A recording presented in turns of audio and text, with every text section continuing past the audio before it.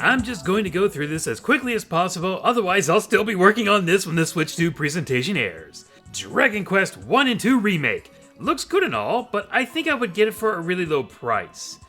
No Sleep for Kaname Doti. Doti? I can't remember. A detective who has an AI embedded in his left eye are trying to find where a famous singer was taken to. Cool concept, just not on my radar. Raido Remastered, The Mystery of the Soulless Army. I'm not even going to pretend to be interested in this one. Shadow Labyrinth, the game with Diet Pac-Man called Puck. Go around, beat up or eat up the monsters and gain powers from them. I need to see more. I should probably make this a level 2 instead of a level 3 on the radar. Patapon 1 and Patapon 2 Replay. I know I'm not the only one who recognized them from being in the background of a stage in PlayStation All-Stars Battle Royale, but I'd like to know who else remembers them for that same reason. We're getting more PlayStation games on the Switch! True, this is developed by Bandai Namco, but it does say Sony Interactive Entertainment in the credits. At this rate, we're gonna see Ape Escape and Parappa the Rapper on Switch before we see a real Star Fox and F-Zero game. Joking aside, I'd probably only buy this if it was on sale. Story of Seasons Grand Bazaar. Cute, but I don't plan to get it. Metroid Prime 4 Beyond. I was watching this in a call, and it was hard to hear what was going on here, so I didn't think much of it before, until I saw it again when doing this video to get a better understanding of it.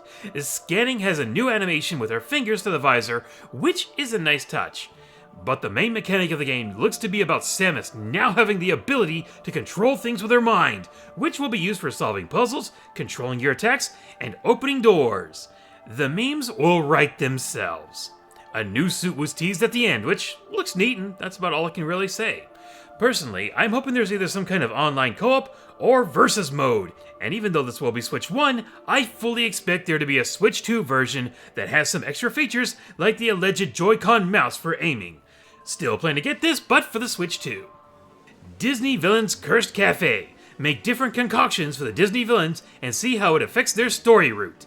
This sounds like it would be fun for a stream. Too bad I have trust issues with the streaming options I have. Witchbrook. Already not interested. The Eternal Life of Goldman. Scrooge McDuck if he wasn't a duck, the video game. Gradius Origins. Another Konami collection. Please Bomberman collection next. Apparently, Salamander 3 is a new entry.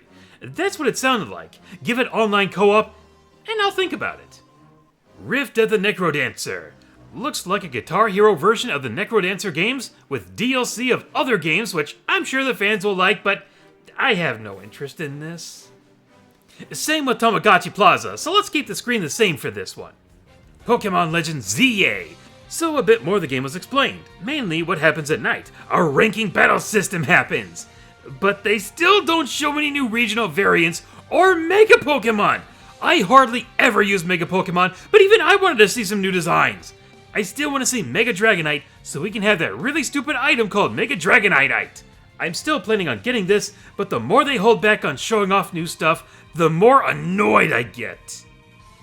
Rhythm Heaven Groove. After I've lost track of how many years it's been since a new one, Rhythm Heaven finally gets a new entry.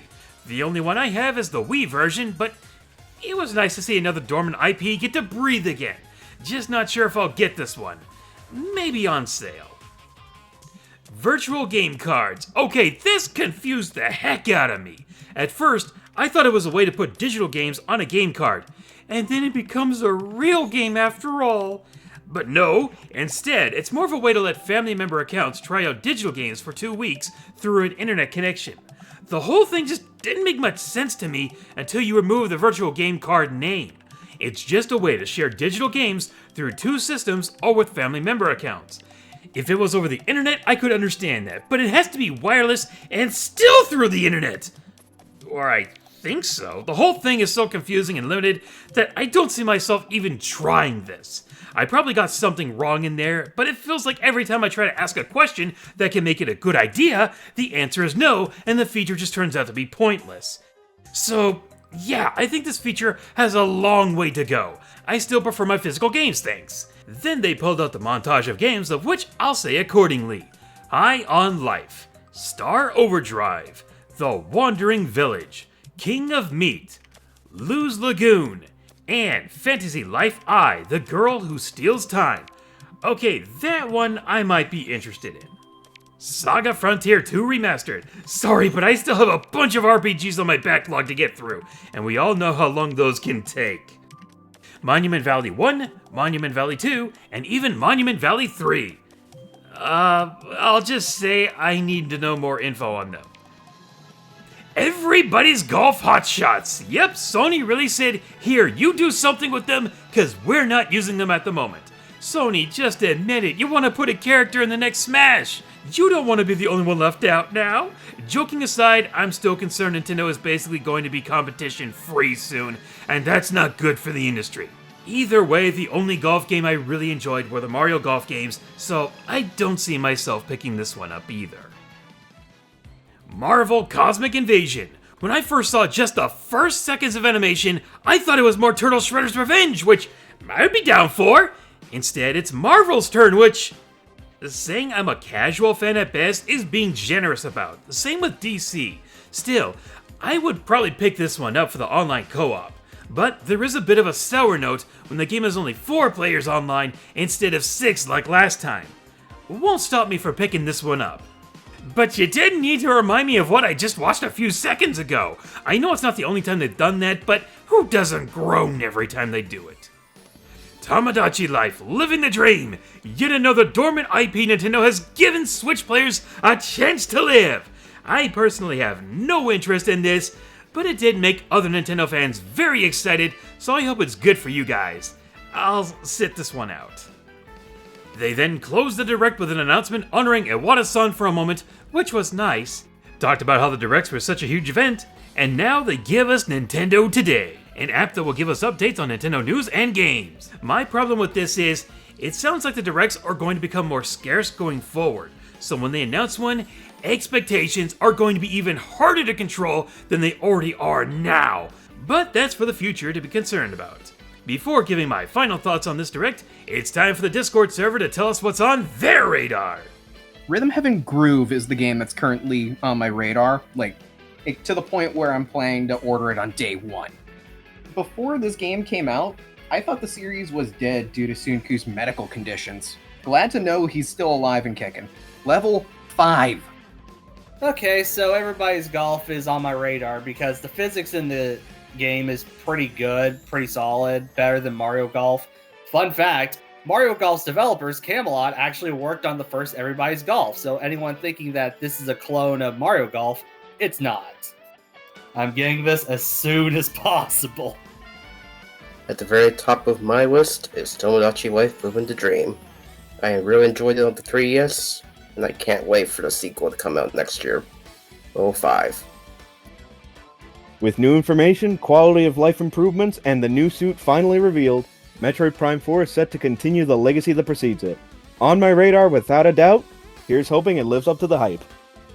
I'm most looking forward to shipping Tomodachi Life Living the Dream, because I'm a big fan of the Mii-centered games, especially Tomodachi Life for the wild and dainty antics that the Mii get into in their casual daily life. I will not be denied the ability to raid the Mii family again! Give it to me now! Rhythm Heaven is just amazing to see on the Switch, finally, after all these years. As someone who's cosplayed Karate Joe himself, I am way looking forward to this possibly perfect game.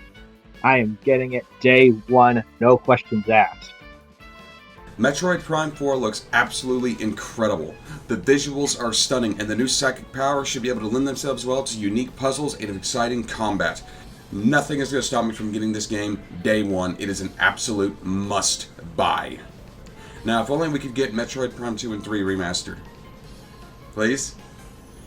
The only announcement that got me excited from this Direct was Marvel Cosmic Invasion, which, considering it's made by the same developers of Teenage Mutant Ninja Turtles Shredder's Revenge, which I've enjoyed online, has me pretty excited to be playing this online as well. Level 5, I'm getting it as soon as it comes out. I'm just gonna say that after the previous Pokemon Presents and this Direct, man, I have been really disappointed. If you enjoyed them, then great! We saw 2 more Nintendo IPs get another chance to live, and that's always a good thing. As for me, the only new game that was announced, not counting Metroid Prime 4 and Pokemon Legends ZA, that I'm really looking forward to was the Marvel Cosmic Invasion, as that seems to be Shredder's Revenge, the sequel. There were rumors that came up and nothing happened there, which, hey, that's the nature of the beast. But the one announcement I was really hoping for, the best time to show it, still nowhere to be found. That would be more NSO titles for the N64. Smash 64, DK64, a Bomberman game with multiplayer, and the one that still hasn't been re-released yet, the one I want to see the most and there's still no excuse for it, Diddy Kong Racing. I'm not kidding when I say there's no good excuse for it, as anytime someone tries to come up with a reason, it's easy to shoot it down. Some are still trying to say it's because of Conker. That's not even close to a good reason. He doesn't swear, drink, get violent, or anything. If having a character from an M-rated series automatically made the game rating go up to an M rating, then Smash would have been rated M a long time ago. So now that you understand that there's no argument left, you're as confused as I am. Well, the past is the past and the future is just a little bit away!